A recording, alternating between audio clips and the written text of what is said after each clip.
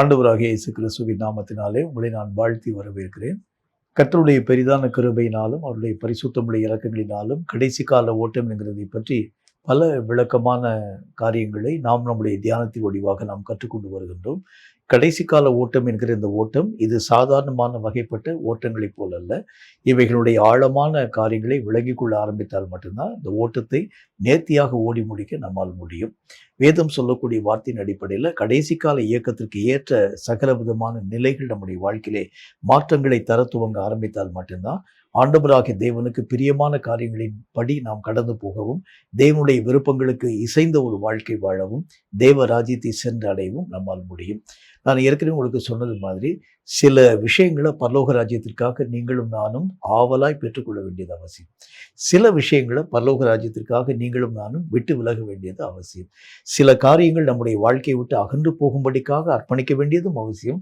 சில காரியங்களை பெறும்படிக்காக நீங்களும் நானும் வேண்டி விரும்ப வேண்டியதும் அவசியமான ஒன்று. அப்போ பல காரியங்களை நாம் நம்முடைய வாழ்க்கையிலே தெளிவான விதத்தில் புரிந்து கொள்ள ஆரம்பித்தா மட்டும்தான் எதை நான் பெற்றுக்கொள்ள வேண்டும், எதை நான் இழக்கும்படி சம்மதிக்க வேண்டும், இவைகளை பற்றிதான ஒரு தெளிவு நம்முடைய வாழ்க்கையில் வர ஆரம்பிச்சா தான் தேவராஜ்யத்தினுடைய முழு விஷயங்களை நீங்களும் நானும் ஆழமாய் விளங்கி கொண்டு அந்த ராஜ்யத்திலே பிரவேசிக்கும் முழு தகுதியை எட்ட நம்மால் முடியும். இன்றைக்கு ஒரு முக்கியமான ஒரு காரியத்தை பற்றி நான் உங்களோடு கூட பேச வேண்டும் என்று ஆசைப்படுகின்றேன். கர்த்தராகிய தேவன் எதை நம்முடைய வாழ்க்கையிலே எதிர்பார்க்கிறார் அப்படின்னா, ஆண்டவராகிய தேவனை வேண்டி விரும்பும் அல்லது வாஞ்சிக்கும் ஒரு மனிதனை ஆண்டவராகிய தேவன் எதிர்பார்க்க ஆரம்பிக்கின்றார்.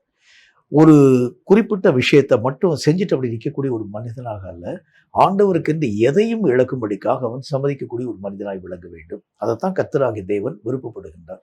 ஒரு ஊழியத்தை நம்ம செய்யணும் அப்படின்னா சொன்ன அந்த வேலையை மாத்திரம் செய்யக்கூடிய ஒரு மக்களாய் மட்டுமல்ல, ஆண்டவருடைய நாமத்தினால அவருடைய விருப்பம் அறிந்து இன்னும் மேலதிகமாக கர்த்தராகிய தேவனுக்கு பிரியமான பல விதமான விஷயங்களை செய்யும் ஒரு மக்களாக நாம் காணப்பட ஆரம்பித்தால் நிச்சயமாகவே தேவனுடைய பாராட்டக்கூடிய அந்த அனுபவத்திற்கு உட்படும் ஒரு மக்களாக விளங்க முடியும். அப்போ இந்த வாஞ்சி என்று அழைக்கப்படக்கூடிய விஷயத்துல, கர்த்தருக்கு செய்யக்கூடிய விஷயத்துல சில ஜனங்களுடைய வாழ்க்கையுடைய நிலைகள் நாம் எடுத்து பார்க்க ஆரம்பிக்கிறது உண்டானால், அந்த ராஜாவாகிய எசேக்கியான்னு சொல்லி நினைக்கிறேன், அவரை பற்றி நம்ம எடுத்து பார்க்க ஆரம்பிக்கிறது உண்டானால், தேவனுடைய வழிகளில் அவனுடைய மனம் உற்சாகம் கொண்டது. அவன் கர்த்தருக்குன்னு செய்யக்கூடிய விஷயத்துல முழு மனதோடு கூட செய்யக்கூடியவனாய், அவரை மட்டும் ரொம்ப நேசிக்கக்கூடியவனாய், கர்த்தரை மட்டும் அவனுடைய கண்களுக்கு முன்பதாக நிறுத்தி அவரை மட்டும் மையாகவே வாஞ்சியாய் பின்பற்றும் ஒரு மனிதனாய் விளங்கின அந்த மனிதனுடைய வாழ்க்கையுடைய நிலைகளை பார்க்கலாம். அப்ப நம்முடைய வாழ்க்கையில கூட பல நேரங்களில் கர்த்தராகிய தேவன் எதை நம்முடைய வாழ்க்கையிலே விருப்பப்படுகிறார் அப்படின்னா, ஒரு வாஞ்சை இல்லாத ஒரு காரியத்தின் ஊடாக செயல்படுத்தப்படக்கூடிய கிரியைகளை அல்ல.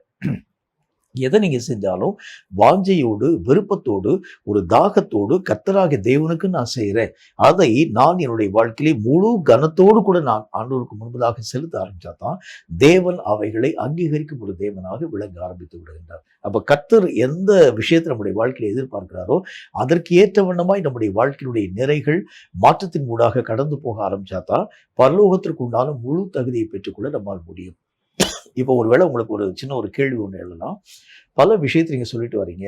சில காரியத்தை பெறணும்னு சொல்றீங்க, சில காரியத்தை இழக்கணும்னு சொல்றீங்க, சில காரியத்தை இப்படித்தான் நீங்க செய்யணும்னு சொல்றீங்க, சில காரியத்தை இந்த மாதிரி எல்லாம் செய்யக்கூடாதுன்னு சொல்றீங்களே, இதுக்கெல்லாம் என்ன காரணம் என்கிறதை பற்றி ஒரு சின்ன ஒரே ஒரு கேள்வி ஒன்று நமக்குள்ள எழலாம்.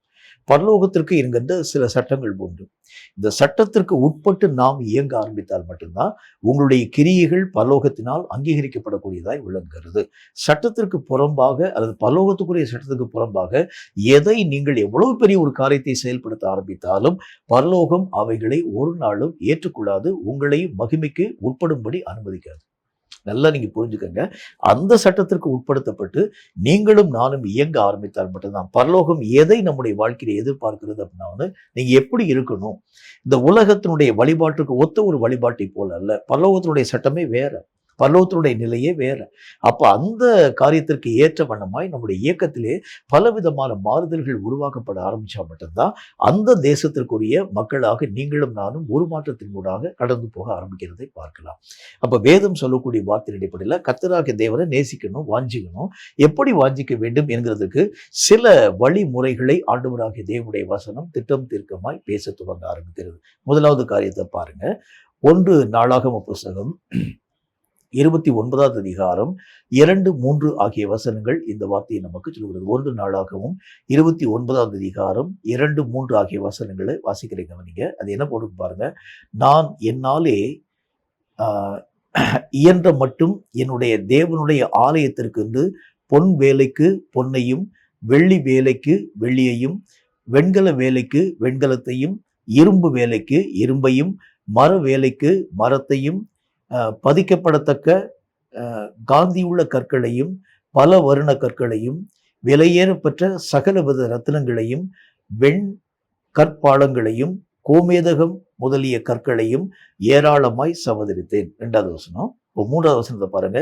இன்னும் என் தேவனுடைய ஆலயத்தின் மேல் நான் வைத்திருக்கிற வாஞ்சையினால் பரிசுத்த ஆலயத்திற்காக நான் சவதரித்த அனைத்தையும் தவிர எனக்கு சொந்தமான பொன்னையும் வெள்ளியையும் என் தேவனுடைய ஆலயத்திற்கு என்று கொடுக்கிறேன். எப்படி பாருங்க, கர்த்தருக்குன்னு சேர்த்தாரு ஒரு காரியம்.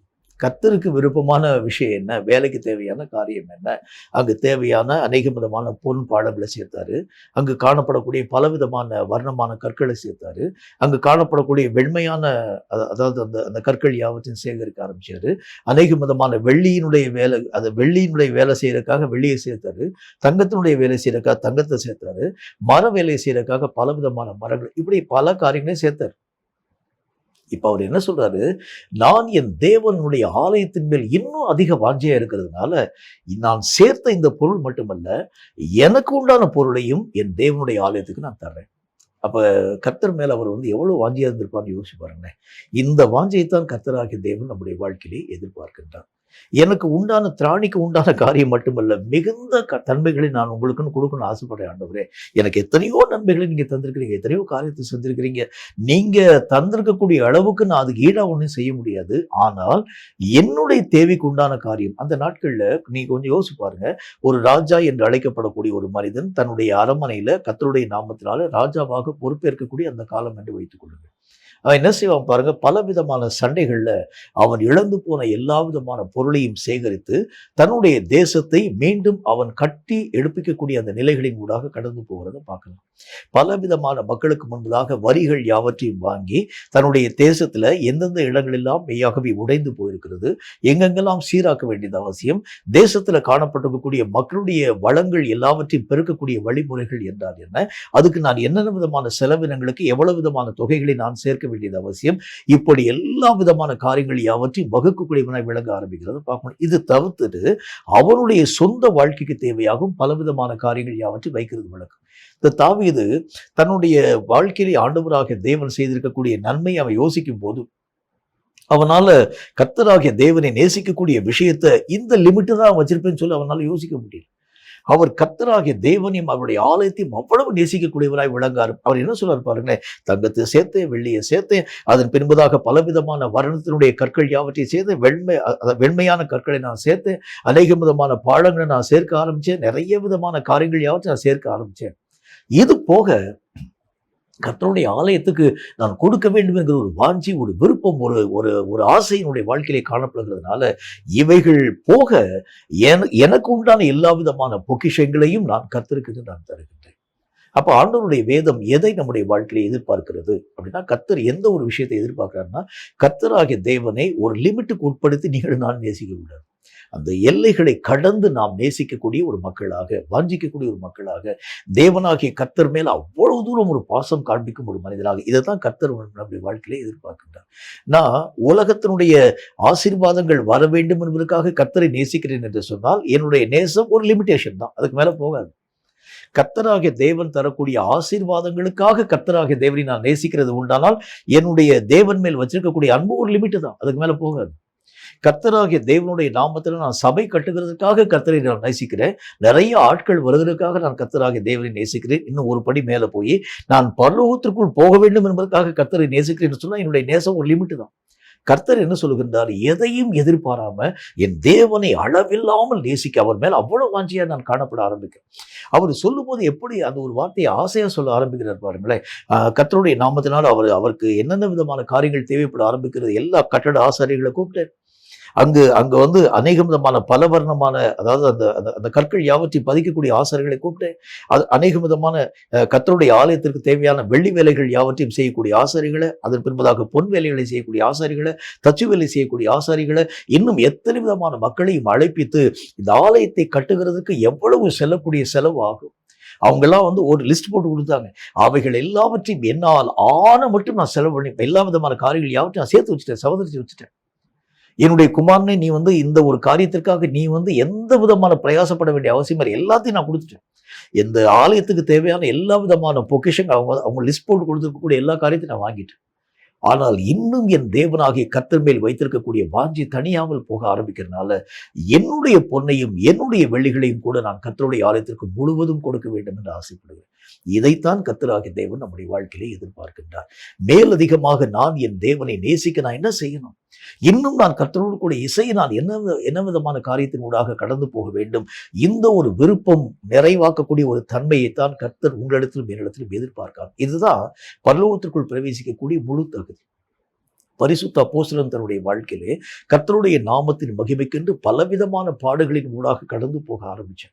ஆனால் அவர் வந்து என்ன காரியத்தை செய்யறாருப்பாங்க, கர்த்தர் மேல வச்சிருக்கக்கூடிய அன்பை ஒரு லிமிட்டுக்கு உட்படுத்தக்கூடிய நிலைகளின் ஊடாக அவர் தன்னுடைய வாழ்க்கையை ஆசரிக்காம எல்லைகளை கடந்து கர்த்தரை நேசிக்கக்கூடியவராய் அவர் என்ன சொல்றாரு, என் ஜீவனையும் உம்முடைய பரிசுத்தமுள்ள நாமத்தினாலே மரணத்திலே ஊற்ற நான் சம்மதிக்கிறேன் ஆண்டவரே, என்னுடைய உயிரே நான் தரக்கு நான் ஒப்புக் கொடுக்கிறேன் ஆண்டவரே. எந்த மனிதனும் தன்னுடைய உயிருக்காக வாழ்க்கை வாழக்கூடியவனாய் விளங்கக்கூடிய இந்த காலத்துல பரிசுத்த அப்போஸ்தலன் சொல்லுகின்றார், அவருடைய மரணத்தின் சாயலிலே இணைக்கப்படும்படிக்கு நான் என்னுடைய வாழ்க்கையிலே எல்லா காரியங்களையும் விட்டு கொடுக்க நான் ஆசைப்படுறேன். அவருடைய மரணத்தின் சாயலில் இணைக்கணும்னு ஆசைப்படுறேன். அவரோடு கூட நான் இணைந்து மரணத்தின் ஊடாக நான் பயணிக்க வேண்டும் என்கிற ஒரு விருப்பம் என்னுடைய வாழ்க்கையிலே காணப்பட ஆரம்பிக்கிறது. இந்த மாதிரி ஒரு எல்லைகளை கடந்த ஒரு விருப்பமான ஒரு வாழ்க்கை, வாஞ்சிக்கக்கூடிய ஒரு வாழ்க்கை, இதைத்தான் கர்த்தர் நம்முடைய வாழ்க்கையில எதிர்பார்க்கிறார். பரலோக ராஜ்யம் இப்படிப்பட்ட ஒரு மக்களுக்குண்டான ஒரு ராஜ்யம். இந்த ராஜ்யத்தில் போகக்கூடிய மக்கள், அங்கு காணப்படக்கூடிய மக்களுடைய நிலைகளை நம்ம எடுத்து பார்க்க ஆரம்பிக்கிறது உண்டானால், அவர்கள் தங்களை நேசிக்கக்கூடியவர்களாய் அல்ல, தங்களுடைய சூழ்நிலைகளை நேசிக்கும் மக்களாய் அல்ல, தங்களுடைய தேவைகளை நேசிக்கும் மக்களாய் அல்ல, தங்களுக்கு உண்டான எல்லா விதமான காரியங்களையும் மெய்யாகவே ஆசையாய் பார்க்கும் மக்களாய் அல்ல, அவர்களுடைய நேசம் எல்லாம் ஒன்றே ஒன்று, கர்த்தராகிய தேவனை மட்டுமே அவர்கள் நேசிக்க துவங்கினார். அவர் மேலதான் அவங்க வந்து வாஞ்சி உள்ளவர்களாய். இப்படிப்பட்ட மக்களுக்கு உண்டான ராஜ்யம் தான் பரலோக ராஜ்யம்.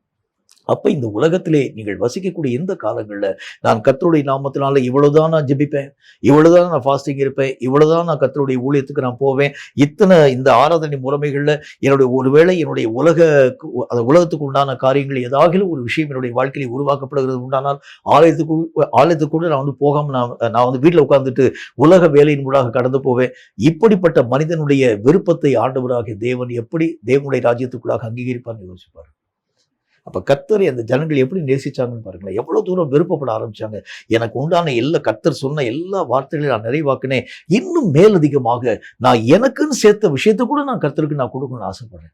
இப்படி ஆண்டவராகிய தேவனை அதீதமாய் நேசிக்க துவங்க ஆரம்பிச்சனாலதான் தேவன் அவர்கள் மேல் பிரியமுள்ள ஒரு தேவனாய் விளங்க ஆரம்பித்தார். அப்ப பரலோகம் எதை நம்முடைய வாழ்க்கையில எதிர்பார்க்கிறது அப்படின்னா, உன்னுடைய திராணிக்கு மிஞ்சினி கர்த்தராகிய தேவனுக்கு செலவு பண்ண வேண்டியது அவசியம், செலவு பண்ணப்படவும் வேண்டியது அவசியம்.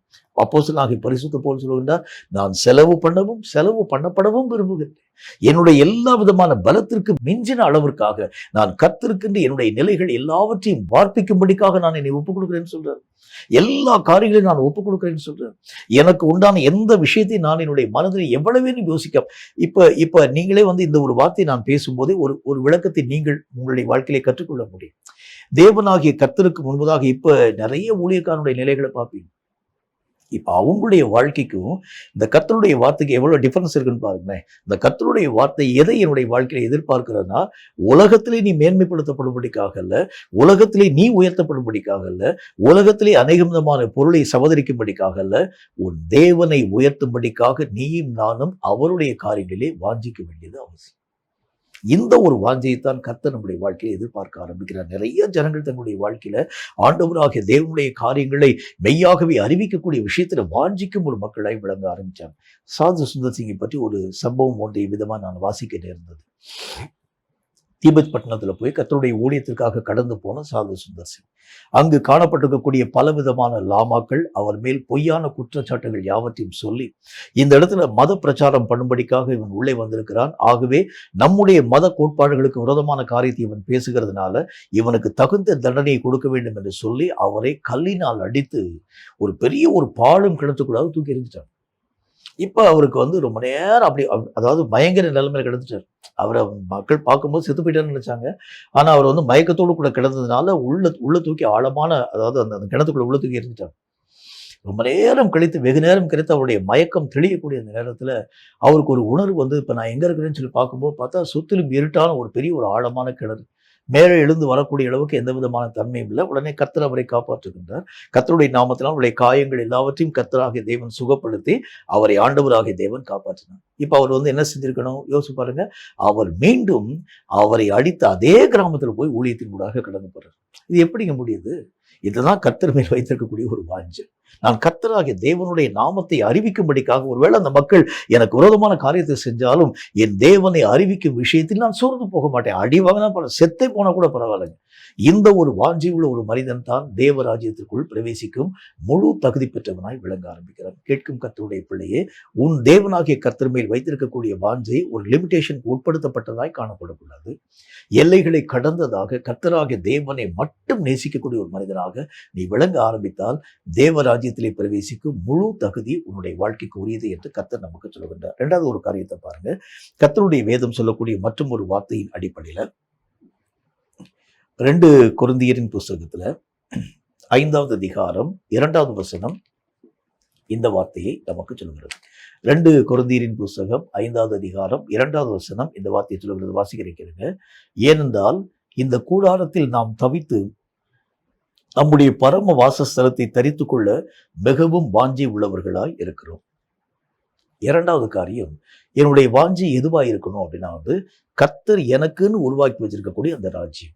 அவர் இந்த பூமியை விட்டு போகும்போது ஒரு வார்த்தை சொல்லிட்டு போனார். என்ன சொல்லிட்டு போனாரு?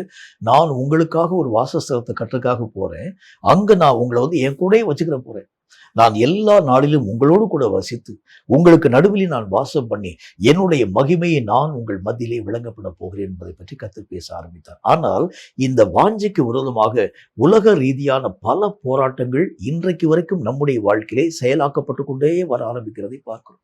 பரலோகத்தை பற்றியதான விருப்பங்களை கடந்து இந்த உலகத்திலே காணப்படும் பல ஆசைகளும் இச்சைகளும் உங்களையும் என்னையும் மெய்யாகவே உலகத்தை நோக்கி இழுத்துக்கொண்டே வரக்கூடிய நிலைகளை நாம் பார்த்து கொண்டு வருகின்றோம். சில நேரங்களில் பரலோகத்தை பற்றியதான நினைவு நம்முடைய வாழ்க்கையிலே வருகிறது. பல நேரங்களில் அந்த பரலோக ராஜ்யத்தை பற்றியதான நினைவுகளை நாம் மறந்து போய் இந்த உலகத்திற்காக வாழ்க்கை வாழும் ஒரு மக்களாய் விளங்க ஆரம்பிக்கிறதை பார்க்க முடியும். இப்போ இந்த ஊழியத்தினுடைய நிலைகள் நான் கொஞ்சம் உங்களுக்கு சொல்றேன் பாருங்க. ஒரு காலத்துல ஆண்டவராகிய தேவனை மட்டும் பிரசங்கிக்கக்கூடிய ஒரு ஊழியர்கள், கர்த்தராகிய தேவனுக்கென்று நீங்கள் பாடுகளை ஏற்றுக்கொள்ள வேண்டும். கர்த்தருடைய நாமத்தினாலே அநேக விதமான உபத்திரவங்களை நீங்கள் உங்கள் வாழ்க்கையை பெற்றுக்கொள்ளும்படிக்காக அழைக்கப்பட்டிருக்கிறீங்க. இப்படி போதித்த அநேக விதமான திருச்சபைகள். ஆனா இன்னைக்கு அப்படி கான்ட்ரவர்சியாக மாற்றத்தின் ஊடாக கடந்து போய் உலகத்தில் நல்ல ஒரு வாழ்க்கை வாழ வேண்டும் என்றால், உலகத்தில் மேன்மையான ஒரு வாழ்க்கை வாழ வேண்டும் என்றால், நீங்கள் தொட்டதெல்லாம் உங்களுக்கு துலங்க வேண்டும் என்று சொன்னால் இயேசு கிறிஸ்துவை உங்கள் வாழ்க்கையிலே அதிகமாய் நேசியுங்கள். அப்படின்னா அவங்க என்ன சொல்ல வர்றாங்க அப்படின்னா, நீங்க இயேசுவை நேசிச்சா உலகத்துல நல்ல ஒரு வாழ்க்கை வாழ முடியும். இப்ப இதுல வந்து எவ்வளவு பெரிய ஒரு டைவர்ஷன் வந்துச்சு பாருங்க. ஆண்டவராகிய தேவன் சொல்லுகின்றார், என்னுடைய ராஜ்யம் இந்த உலகத்துக்குரியது கிடையாது. இந்த உலகத்துல மேன்மையான காரியத்தை தருகிறது என்னுடைய ராஜ்யம் கிடையாது. என்னுடைய ராஜ்யம் உங்களுக்காக நான் உருவாக்கி இருக்கக்கூடிய அந்த ராஜ்யம். அந்த ராஜ்யத்திலே ஆளுகை செய்யக்கூடியவர் நான். அந்த ராஜ்யத்திலே எல்லா விதமான விஷயங்களையும் உங்களுக்காக பார்த்து பார்த்து உருவாக்கி வச்சிருக்கிறேன். இப்ப இந்த மக்கள் என்ன செய்யறாங்க பாருங்க. தங்களுடைய மனதை உலகத்தின் மேல் பறிகொடுக்கக்கூடிய ஒரு மக்களாக, உலகத்தின் பின்பதாக நடக்கக்கூடிய மக்களாக, கர்த்தரையும் விட முடியாது, உலகத்தை விட முடியாது என்பதற்காக கர்த்தரையும் உலகத்தையும் இணைத்து பல செய்திகளை அவர்கள் பேச ஆரம்பிக்கிறது பார்க்க முடியும். இதுல எவ்வளவு ஜாக்கிரதை இருக்கணும் என்பதை பற்றி யோசிச்சு பாருங்க. ஒரு மனுஷனுடைய வாழ்க்கையில எதை நோக்கி அவன் காத்திருக்க வேண்டும் என்றால், பரம வாசஸ்தலமாகிய கர்த்தர் எனக்குன்னே உண்டாக்கி வைக்கக்கூடிய அந்த ராஜ்யம். எனக்குன்னு உண்டாகக்கூடிய ஒரு ராஜ்யம். ஆண்டவராகிய தேவன் சொல்லி வைத்து விட்டு போன ஒரு சாதாரணமான ஒரு மனுஷனுடைய வார்த்தை இல்ல. கர்த்தரே இந்த ஒரு காரியத்தை ஆண்டவராகிய தேவனே தம்முடைய பிள்ளைகளுக்கு எழுதிட்டு போனார். அவர் என்ன சொல்லிட்டு போனாரு? நான் உங்களுக்காகவே பார்த்து பார்த்து ஒரு ராஜ்யத்தை உண்டாக்கி வச்சிருக்கிறேன். அங்க நீங்க தங்குறதுக்கு ஒரு இடத்தை, நீங்க தாபரிக்கிறதுக்கு ஒரு இடத்தை, அந்த இடம் எல்லாம் எப்படிப்பட்டதாய் காணப்பட முடியும்? கர்த்தர் பேசி வச்சுட்டு போனார். என்ன என்ன காரியத்தை பார்க்க முடியும்? அந்த ராஜ்யத்திலே பாவம் இல்ல, எல்லா இடங்களிலும் பரிசுத்தமாக்கப்படக்கூடிய நிலை, தேவனே அந்த ராஜ்யத்தை ஆளுகை செய்யக்கூடிய ஒரு ராஜ்யமாக, எந்த விதமான தீங்கு செய்யக்கூடிய காரியமோ கேடு விளைவிக்கக்கூடிய காரியமோ அந்த ராஜ்யத்தின் எல்லைகளிலே காணப்படுகிறது இல்லை. எல்லாமே ஆண்டவராகிய தேவனால் உருவாக்கப்பட்டிருக்கக்கூடிய ஒரு ராஜ்யம். இப்ப இதை கர்த்தர் பேசும்போதே என்னுடைய மனசுல என்ன அறியாத ஒரு ஆசை, எனக்குன்னு வச்சிருக்கக்கூடிய ராஜ்யம் எப்படி இருக்கணும், இப்படித்தான் நம்ம யோசிக்கணும். என்றாலும் கூட சில நேரங்களில் வரக்கூடிய இந்த யோசனை பல நேரங்களில் நம்முடைய வாழ்க்கையிலே வருகிறது இல்லை. அப்படின்னா என்ன அர்த்தம்? இந்த உலகத்திலே காணப்படும் பல இச்சைகள் என் ஆவிக்குரிய வாஞ்சையை இந்த பூமியை நோக்கி இழுக்க துவங்க ஆரம்பிக்கிறது. அதனாலதான் பவுல் சொல்லுகின்றார், இந்த பரம வாசஸ்தலத்தை வஸ்திரமாக தரித்துக் கொள்ள நான் ஆசைப்படுறேன். அந்த வாஞ்சியை என்னுடைய வாழ்க்கையிலே வஸ்திரமாக அணிந்து கொள்ள வேண்டும் என்று நான் விருப்பப்படுறேன். எல்லா நாளிலும் அதை பற்றி என் தேவன் எனக்காக உண்டாக்கின ராஜ்யம், என் தேவன் எனக்காக கட்டியிருக்கக்கூடிய அந்த வாசஸ்தலம், என்னுடைய தேவன் அவருடைய சித்தத்தின்படி என்னுடைய வாழ்க்கைக்கு தேவையான எல்லா விதமான உரிமைகளை தரக்கூடிய அந்த ராஜ்யம், இதை பற்றிதான விருப்பம் வாஞ்சி என்னுடைய வாழ்க்கையிலே நாளுக்கு நாள் அதிகரிக்கப்பட வேண்டியது அவசியமான ஒன்று. கர்த்தருடைய வசனத்துல பல நேரங்கள்ல பல விதமான விருப்பங்களை நாம் பார்க்க முடியும். அதுல ஆண்டவராக தேவனுடைய காரியங்களை பற்றி சில ஜனங்கள் தம்முடைய வசனங்களை எழுதுறாங்க. அவைகளை நான் மெய்யாகவே அறியக்கூடிய நேரத்தில் நோய் கொண்டவனை போல, ஏன்னா அந்த ஒரு ராஜ்யத்தை பார்க்க வேண்டும் என்கிற விருப்பத்தினாலே நோய் கொண்டவனை போல நான் காணப்படக்கூடியவனாய் விளங்கி விடுகின்றேன். அப்ப என்னுடைய வாழ்க்கையில உண்மையான ஒரு விருப்பம் காணப்படுகிறது உண்டானால் அதை பார்க்கக்கூடிய வரைக்கும் நான் எப்படி ஓய்ந்திருக்க முடியும்? அந்த ராஜ்யத்திற்குள் பிரவேசிக்கக்கூடிய வரைக்கும் எப்படி நான் இந்த உலகத்திலே சந்தோஷமான ஒரு வாழ்க்கை வாழ முடியும்? இப்ப என்னுடைய வாழ்க்கையில வாஞ்சையில்லாம எதுவாய் காணப்படுகிறது? ஆண்டவராகிய தேவனை உலகத்திற்கு ஏற்றவனமாய் இசைய பண்ணக்கூடிய அளவிற்கான கிரியைகளை உருவாக்கணும். கர்த்தராகிய தேவனை உலகத்தையும் சம்பந்தப்படுத்தி ஒரு வாழ்க்கை வாழ வேண்டும். உலகத்துல மேன்மையை பெறக்கூடிய ஆவிக்குரிய ஒரு வாழ்க்கையை நான் என்னுடைய வாழ்க்கையாக மாறப்பட வேண்டியது. இப்படி நான் செயல்படுத்த ஆரம்பிக்கும் பொழுது தேவனால் உண்டாக்கப்பட்டிருக்கக்கூடிய அந்த பரம ராஜ்யத்திற்கு நீங்களும் நானும் தொலைதூர வாசிகளாய் விளங்க ஆரம்பிக்கிறதை பார்க்க முடியும். அப்ப வேதம் சொல்லக்கூடிய இரண்டாவது ஒரு காரியத்தின் அடிப்படையில தேவன் எதையெல்லாம் எனக்காக உண்டாக்கி வைத்திருக்கிறாரோ அவைகளை பெற வேண்டும் என்கிற வாஞ்சை என்னுடைய வாழ்க்கையில காணப்படணும். தேவன் எனக்காக என்னென்ன காரியத்தை உண்டாக்கி வச்சிருக்கிறார்? ராஜ்யத்தை உண்டாக்கினாரு. ஆண்டவராகிய தேவனுடைய சமூகத்திலே காணப்படக்கூடிய ஒரு அதிகாரத்தை ஆண்டவராகிய தேவன் உருவாக்கினாரு. தூதர்களுக்கு மேற்படுத்தப்பட்ட ஒரு மேன்மையான ஒரு அனுபவத்தை ஆண்டவராகிய தேவன் உருவாக்கி வைத்திருந்தார். என்றென்றைக்கும் அழிவில்லாத நித்தியமாய் வாழக்கூடிய அப்ப இந்த ஒரு காரியத்தெல்லாம் கர்த்தர் எனக்கென்று உண்டாக்கி வைத்திருக்கும் போது எதன் மேல் என்னுடைய வாஞ்சி காணப்பட வேண்டும் என்றால் தேவன் எனக்கென்று உண்டாக்கி வைத்திருக்கக்கூடிய காரியங்களிலே அதீதமான ஒரு வாஞ்சி, அதீதமான ஒரு விருப்பம் என்னுடைய வாழ்க்கையிலே உருவாக்கப்பட்டால்தான் அந்த ராஜ்யத்திலே பிரவேசிக்கும் முழு தகுதியை நீங்களும் நானும் பெற்றுக்கொள்ள முடியும். அப்ப உலகத்துக்காக நான் அழுதேன்னா, உலகத்துக்காக நான் வேதனைப்பட்டேன்னா அந்த ராஜ்யத்தின் மேலே இன்னும் என்னுடைய வாழ்க்கையிலே பற்று வரலன்னு அர்த்தம். உலகத்துல காணப்படக்கூடிய ஏதாவது ஒரு சின்ன ஒரு நஷ்டத்திற்காக நான் புலம்ப ஆரம்பிக்கிறது உண்டானால் இன்னும் அந்த ராஜ்யத்தை பற்றி தான விருப்பம் என்னுடைய வாழ்க்கையில் இல்லைன்னு அர்த்தம். இதை நீங்களும் நானும் ஆழமாய் விளங்கிக் கொள்ள வேண்டியது அவசியம். தேவனாகிய கர்த்தரால் உருவாக்கப்பட்டவைகளை எவன் விருப்பத்தோடு கூட பார்க்கிறானோ அவனுக்குத்தான் அந்த ராஜ்யம் உரியது என்று கர்த்தர் நமக்கு சொல்லுகின்றார். கேட்கும் கர்த்தருடைய பிள்ளையே, கர்த்தராகிய தேவன் நமக்கென்று உண்டாக்கி வைத்திருக்கக்கூடிய இவைகளை பற்றிதான விருப்பமும் வாஞ்சியும் நம்முடைய வாழ்க்கையிலே காணப்படுகிறது உண்டானால் நிச்சயமாய் அந்த ராஜ்யத்திலே பிரவேசிக்கும் முழு தகுதியை நீங்களும் நானும் தடையில்லாமல் பெற்றுக்கொள்ள முடியும். மூணாவது ஒரு விஷயத்தை பாருங்க. கர்த்தருடைய வேதம் சொல்லக்கூடிய மற்றும் ஒரு வார்த்தையை நாம் வாசிக்கலாம். பிலிப்பியருக்கு எழுதப்பட்ட நிருபம் அதுல 1வது அதிகாரம் 20வது வசனம் இந்த வார்த்தையை நமக்கு சொல்கிறது. பிலிப்பியர் 1வது அதிகாரம் 20வது வசனம் இந்த வார்த்தையை சொல்கிறது. வாசிக்கிற கவனிங்க. நான் ஒன்றிலும் வெட்கப்பட்டு போகாமல் எப்பொழுதும் போல இப்பொழுதும் மிகுந்த தைரியத்தோடே ஜீவனால் ஆகிலும் சாவினால் ஆகிலும் கிறிஸ்து என் சரீரத்திலே மகிமைப்படுவார் என்று எனக்கு உண்டாயிருக்கிற வாஞ்சைக்கும் நம்பிக்கைக்கும் தக்கதாய் அப்படி முடியும். மூணாவது ஒரு விஷயம், எதை இழந்தாலும் என் தேவனாகிய கர்த்தரை பிரியப்படுத்தும் அந்த தன்மைகளை விட்டு நான் மெய்யாகவே பின்னிட்டு போக மாட்டேன். அவர் என்ன சொல்றாரு பாருங்க, எனக்கு என்னுடைய ஜீவனே போக ஆரம்பிச்சாலும் சரி, அவர் சொல்லக்கூடிய இந்த வார்த்தையை பாருங்களேன். மிகுந்த தைரியத்தோட ஜீவனால் ஆகிலும் சாவினால் ஆகிலும் கிறிஸ்து என் சரீரத்திலே மகிமைப்படுவார் என்று எனக்கு உண்டாயிருக்கக்கூடிய வாஞ்சை. நான் ஜீவனோடு கூட வாழ்க்கை வாழ ஆரம்பித்தாலும் கர்த்தர் தான் எனக்குள்ள மகிமைப்படுத்தப்படணும்.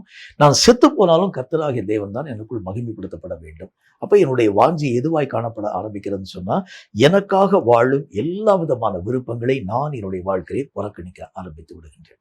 இப்ப இந்த உலகத்தினுடைய நிலைகளை நாம் எடுத்து பார்க்க ஆரம்பிக்கிறது உண்டானால், உலகம் முழுவதும் சுயநலம் வாய்ந்ததாக விளங்க ஆரம்பிக்கிறத பார்க்கிறோம்.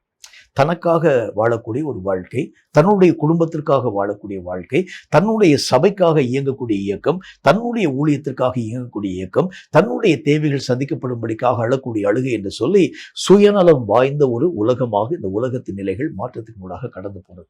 ஆனா கொஞ்சம் நீங்க யோசிச்சு பாருங்க, இயேசு போதித்த அந்த கிறிஸ்தவ மார்க்கம் எப்படிப்பட்டது பாருங்கள். நீ உனக்காக வாழ்க்கை வாழாம அயலிலே காணப்படக்கூடிய எல்லா விதமான மக்களுக்காக உன்னையே வார்க்க பண்ணும்படிக்காக ஒப்பு கொடுக்கக்கூடிய ஒரு வாழ்க்கை வாழ வேண்டும். இதான் கர்த்தராகிய தேவன் உண்டாக்கின ஒரு கிறிஸ்தவ மார்க்கம். நீ உன்னை நேசிக்கக்கூடிய அளவுக்கு நீ உன்னுடைய வாழ்க்கையினுடைய நிலைகளை ஆசிரிக்க கூடாது. உன்னுடைய தேவைகளுக்காக நீ ஆண்டுடைய சமூகத்தில் போய் நிற்க கூடாது. இப்ப கொஞ்சம் இதுக்கு உதாரணமாக ஒரே ஒரு வார்த்தை உங்களுக்கு நான் சொல்ல வேண்டியது அவசியம். இயேசு கிறிஸ்து தன்னுடைய ஊழியத்துல எத்தனையோ விதமான காரியத்தின் மூலமாக கடந்து போக ஆரம்பிச்சாலும், எங்காகிலும் இயேசு தனக்காக தன்னுடைய தேவைகள் சந்திக்கப்படும்படிக்காக தன் பிதாவாகிய தேவனை நோக்கி ஜெபிச்சாருன்னு பாருங்களேன்.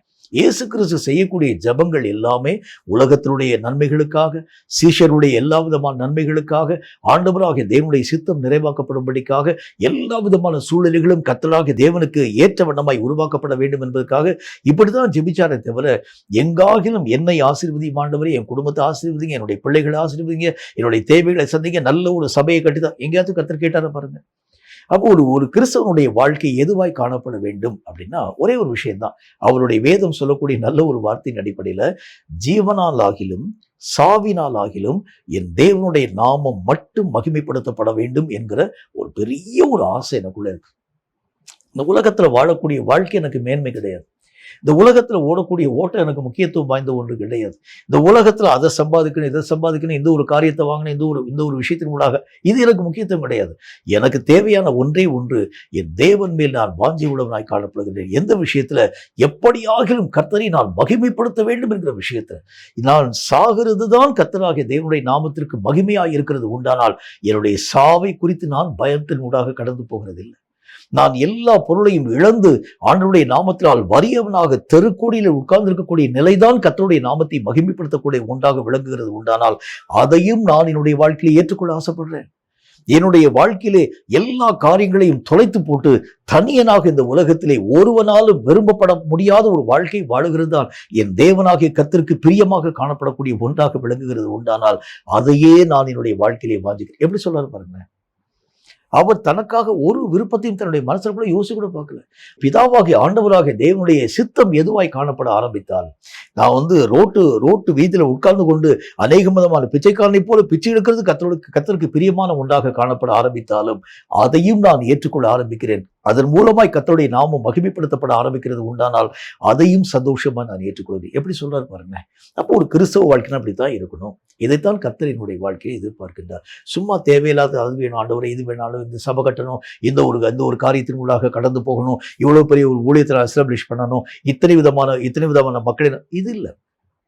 என் தேவனை நான் எந்த காரியத்துல மகிமைப்படுத்த முடியும், எதெல்லாம் ஆண்டவராகிய தேவனுடைய நாமத்தை மகிமைப்படுத்த என்னையே நான் மெய்யாகவே தியாக பலியாக ஒப்புக் கொடுக்க நான் ஆசைப்படுகிறேன். இப்படித்தான் ஆரம்ப நாட்களிலே காணப்பட்ட மக்களுடைய வாழ்க்கை நிலைகள் மையாகவே உருவாக்கப்பட ஆரம்பித்ததை பார்க்க முடியும்.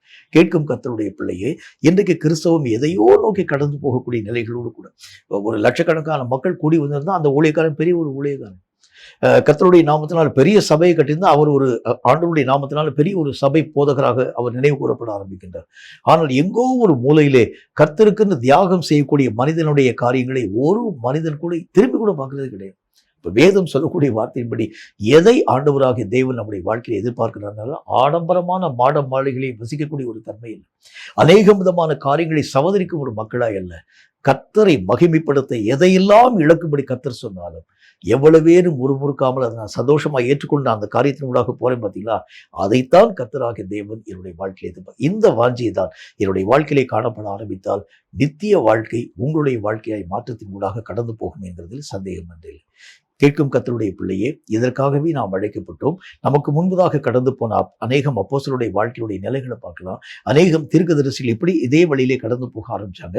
இயேசு கிறிஸ்துவும் இதே மார்க்கத்தின் மூலமாக கடந்து போக ஆரம்பிச்சனால என் வாஞ்சியும் என் விருப்பமும் நீராகவே இருக்க வேண்டுமே தவிர வேறு ஒன்றில் மேலும் என்னுடைய மனதை நான் பறிகொடுக்க மாட்டேன் என்கிற இந்த மனநிலை நம்முடைய வாழ்க்கையிலே காணப்பட ஆரம்பிக்கிறது உண்டானால் தேவராஜ்யத்தில் பிரவேசிக்கும் முழு தகுதியை தடையில்லாமல் பெற்றுக்கொள்ள நம்மால் ஆகும் என்கிறதில் சந்தேகம் ஒன்றுமில்லை. தலைகளை தாழ்த்தி கண்களை மூடி கர்த்தரை நோக்கி நாம் ஜெபம் செய்வோம். எங்களை அதிகமாக நேசிக்கிற எங்கள் அன்பின் பரலோக பிதாவே, உம்மால் உரைக்கப்பட்ட இந்த பரிசுத்தமுள்ள வார்த்தைகளின்படி எது எங்கள் வாழ்க்கையினுடைய வாஞ்சியாய் காணப்பட வேண்டும் என்கிறதை பற்றி நீர் பேசி சொன்ன ஒவ்வொரு வார்த்தைக்காக ஸ்தோத்திரம் ஆண்டவரே.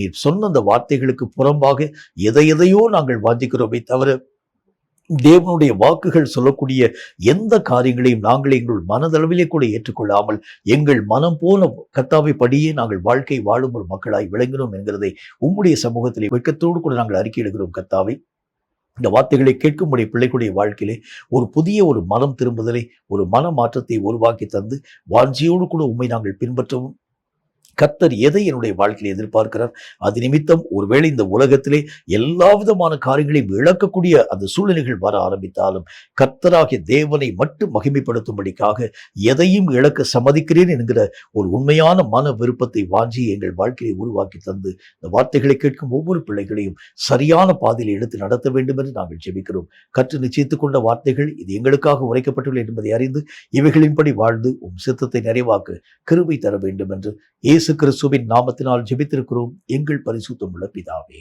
ஆமென், ஆமென். இந்த வார்த்தைகளை கேட்ட உங்கள் ஒவ்வொருவரையும் கர்த்தர் அளவில்லாமல் ஆசீர்வதிப்பாராக. தேவனாகிய கர்த்தருடைய நாமத்தின் பேரிலே வைக்கக்கூடிய வாஞ்சை, அதீதமான வாஞ்சை, தேவனாகிய கர்த்தருக்கென்று எதையும் இழக்கக்கூடிய ஒரு வாஞ்சை, இப்படிப்பட்ட நிலைகள் நம்முடைய வாழ்க்கையிலே காணப்பட ஆரம்பிக்கிறது உண்டானால் நிச்சயமாய் தேவனுடைய சித்தத்தின்படி இயங்கி இந்த ராஜ்யத்திற்குள் பிரவேசிக்கும் முழு தகுதியை பெற்றுக்கொள்ள உங்களாலும் என்னாலும் ஆகும் என்கிறதில் சந்தேகம் ஒன்றுமில்லை. கர்த்தர் தாமே உங்கள் ஒவ்வொருவரையும் அளவில்லாமல் ஆசீர்வதிப்பாராக. ஆமென்.